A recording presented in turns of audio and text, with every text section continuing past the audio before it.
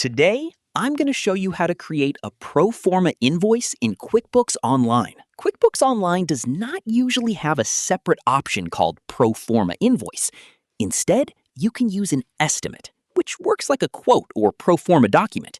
It lets you show the customer the expected products, services, pricing, and terms before creating the final invoice. First, sign into QuickBooks Online and open the correct company file. From the dashboard, click New or Create. Then select Estimate. This opens the estimate form. At the top, choose the customer. Next, enter the products or services you are offering. Add the description, quantity, rate, and amount. If needed, include any terms, notes, or extra details the customer should see. Review the estimate carefully. Check the customer name, products or services, pricing, totals, and any message on the form.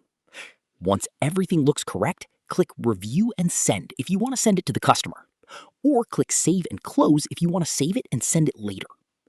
This estimate can now act as your Proforma invoice. When the customer approves it and you are ready to turn it into a final invoice, go to the left side menu and click All Apps. Then select Customer Hub. Find the customer connected to the estimate. Open the customer's profile. Look for the estimate you created and open it. From there, choose the option to convert the estimate into an invoice. QuickBooks will bring the estimate details into a new invoice. Review the invoice and make any final changes if needed.